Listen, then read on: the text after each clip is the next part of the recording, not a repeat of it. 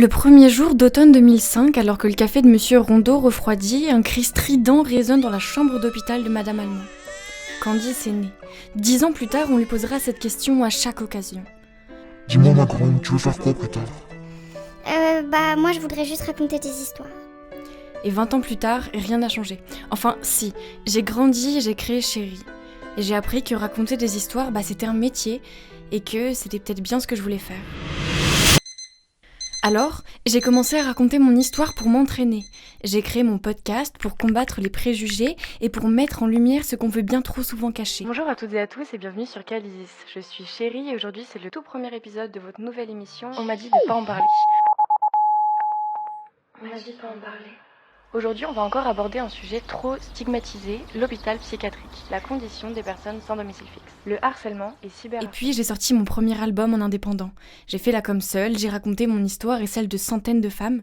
Chérie en rêve depuis toute petite. Après 1 an de travail et 2 semaines de création intensive, elle signe son premier album « Donnez-moi le monde ». Candice Allemand est âgée de seulement 20 ans. Elle est étudiante en BUT métier du multimédia et de l'internet. Va la découvrir, donne de la force à ce projet. Je suis très optimiste pour son avenir. Mais la musique, c'est ma passion avant tout.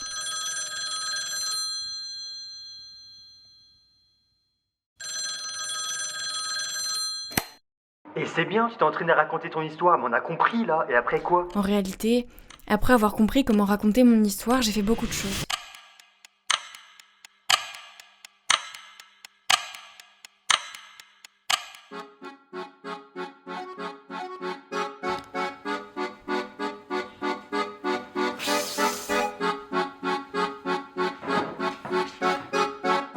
J'ai raconté celle de mes grands-parents dans un documentaire sur leur vie. J'ai retranscrit l'énergie d'un festival, de plusieurs concerts.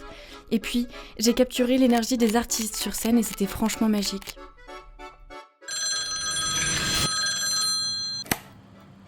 Ok, pas mal tout ça. Photos, vidéos, et puis quoi encore? Tu fais du graphisme aussi? J'y touche un peu aussi, j'ai déjà réalisé plusieurs logos et pendant mon stage chez Biscuit Productions, j'ai aussi participé à la conception d'un clip de musique pour Arthur Satan. Mon amour pour le fait de raconter des histoires, je pourrais pas vraiment vous l'expliquer. C'est cliché, mais j'ai envie de vous dire que c'est en moi depuis petite. J'ai toujours eu ce besoin de créer et ça ne m'a jamais vraiment quittée. J'ai découvert qu'une histoire pouvait se raconter sans les mots, qu'elle pouvait se lire avec la rétine et résonner dans les cœurs. Et pour ce qui est de la mienne, elle continue peut-être avec vous, qui sait.